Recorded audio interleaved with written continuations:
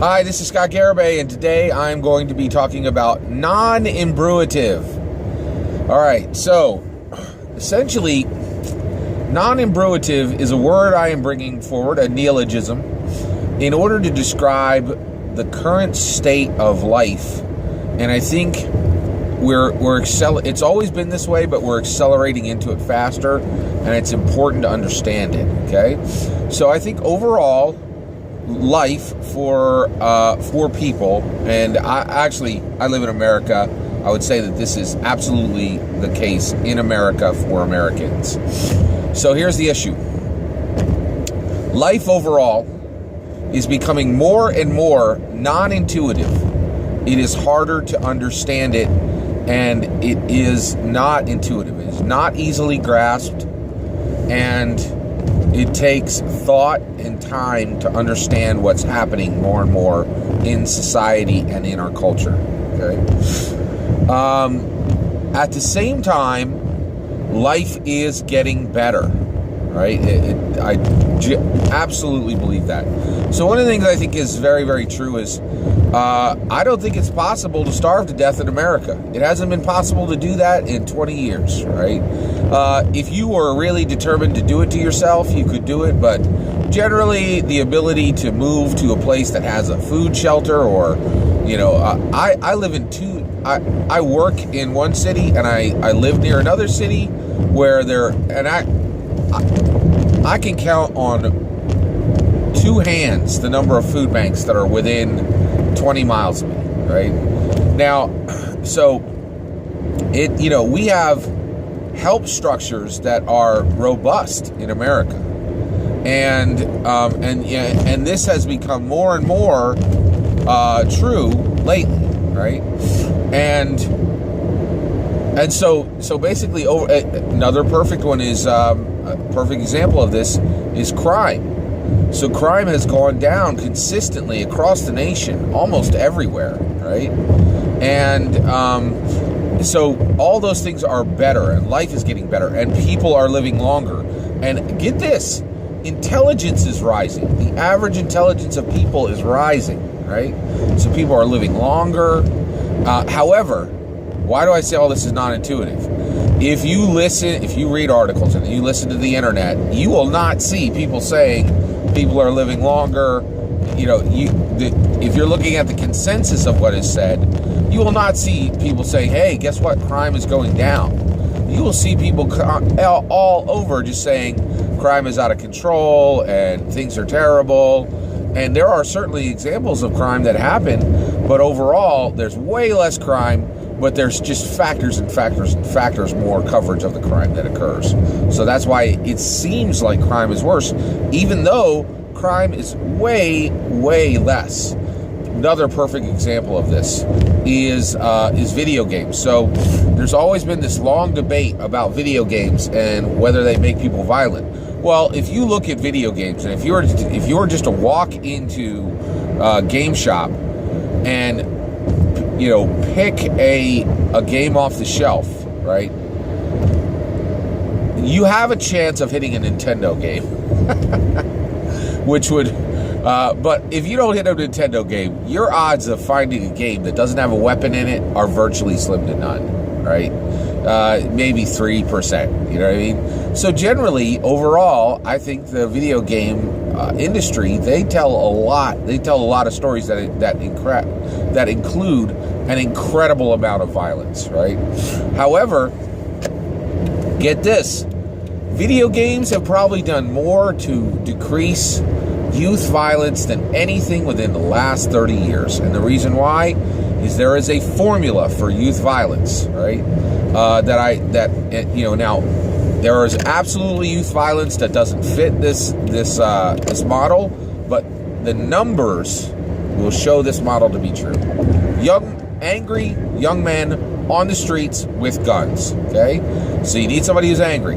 If they're a male, they're more likely to be violent than a female offender. If they're on the streets rather than in their home, they're more likely to do something violent than if they were just at home. And last, guns, right? And so what what video games did, and you know, just study after study after study has shown this.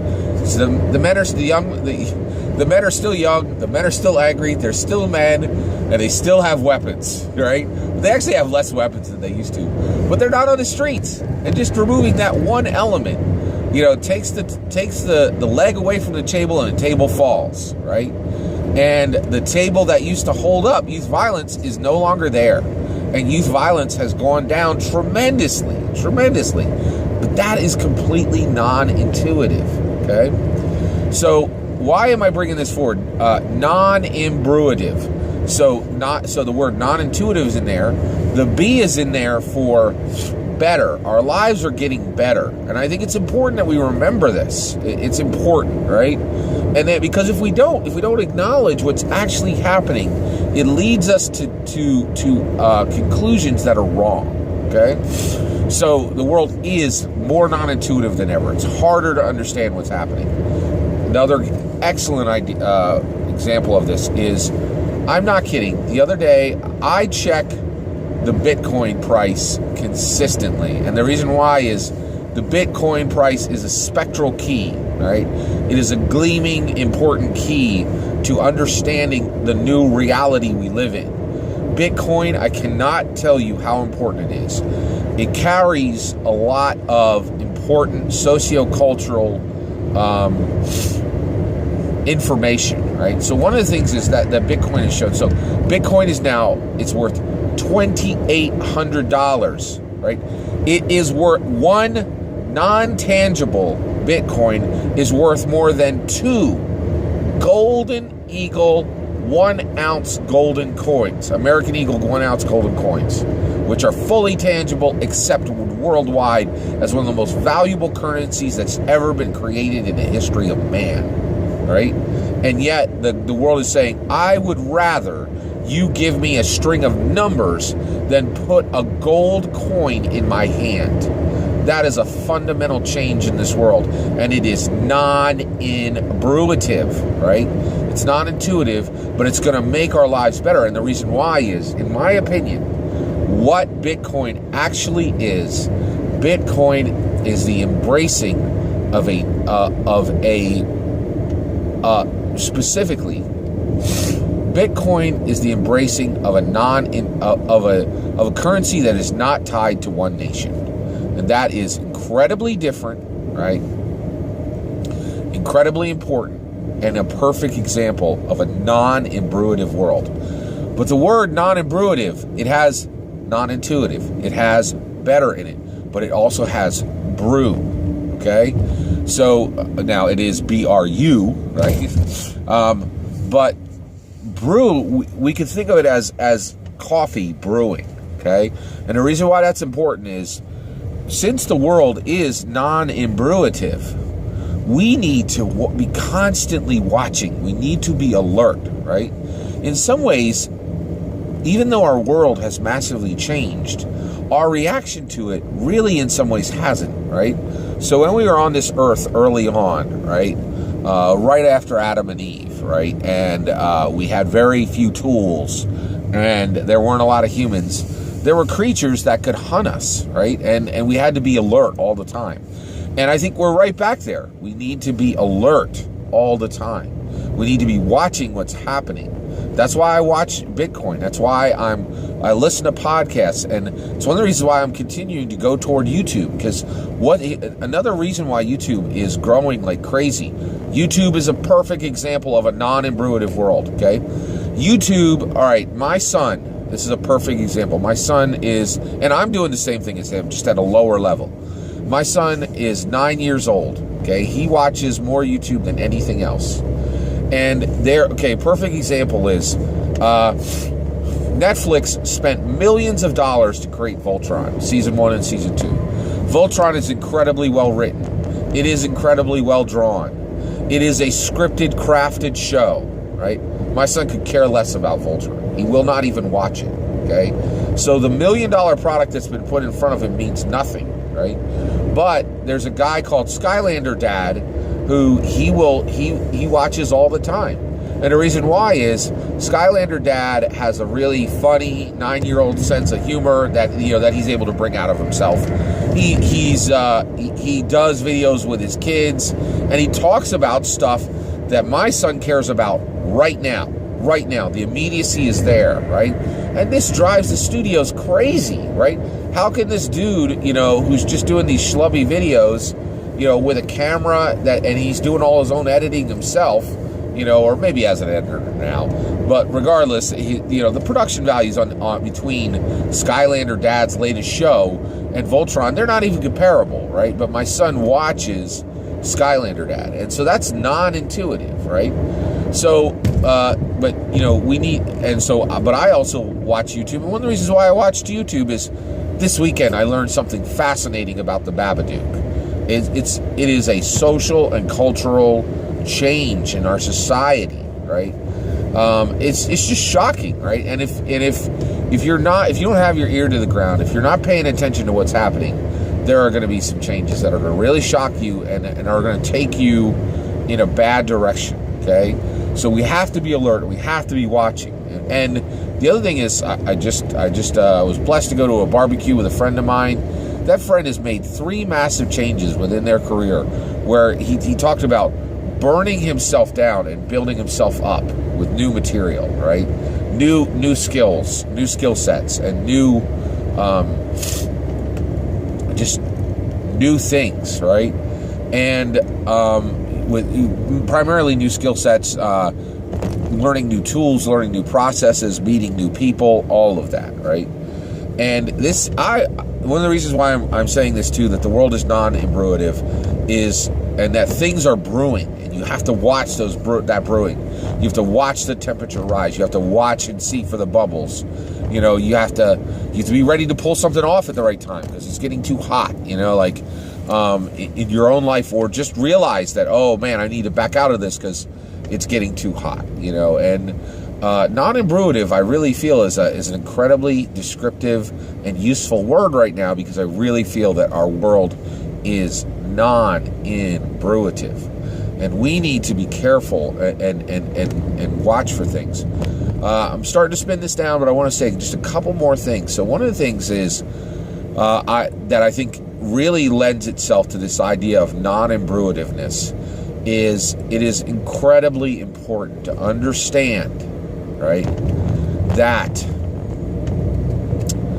some, not all, there's some things in life that are incredibly important for us to hear, that are incredibly important for us to be told, are said, right? But some of the most important things in life, some of the best wisdom, is never spoken. I'm seeing this constantly, right? There is incredible value in keeping your plans secret and not telling anybody what you're going to do next. And now, generally, I'm on the other side of this, where I'm dealing with people and I know they have a plan coming, but I don't know what, right? And the reason why is, if you don't tell people what you're going to do, it gives you the ability to plan for what's coming next, and no one the ability to plan for how to react to that. And that is unsettling, and it's unfair, but it's absolutely the way the world works. And so, I'm just recognizing it because I want to be able to move forward in this non-inbruitive world and realize that the things I need to know and the things that are absolutely critical for me as I move forward, right, for me to understand, many of them are not going to be told to me through somebody saying XYZ. They're going to be told to me through just subtle dog whistles and clues. Good example of this, Sense8, right? I've never watched the show Sense8. It's on Netflix. I have a good friend who just absolutely loves this show. It got 2 seasons. It was planned for 5 seasons, okay? Sense8 was recently announced that it was being canceled, okay? Now, the reality is, Netflix didn't come out and say, hey, Sense8 is canceled. It came out on Twitter, and the reason it came out on Twitter is they struck the sets, okay? So basically, the sets that were being used for Sense8 that had been left up after season, and people who work in television understand that you leave sets up, okay? so that you can continue to shoot. And if you break them down, what you are really doing is you are basically, that's very, very costly. And studios don't like to spend a lot of money, right? And so the people who were paying attention non-intuitively understood that when they struck the sets for Sense8 was canceled. And then Netflix actually jumped in and said, yep, it's canceled. But that's the way the world works now. You have to watch what's brewing. You have to realize that our world is not intuitive. And this is critical. You have to realize that our world is getting better. The things overall are getting better. And if you don't understand that, right, then it can lead you down some wrong paths. And you can be fooled by a consensus, right? And that's another thing I believe is also extremely non-intuitive. I think most consensuses today are absolutely wrong. And that's deep, man. So that's my take on our non-imbruitive world. Take care.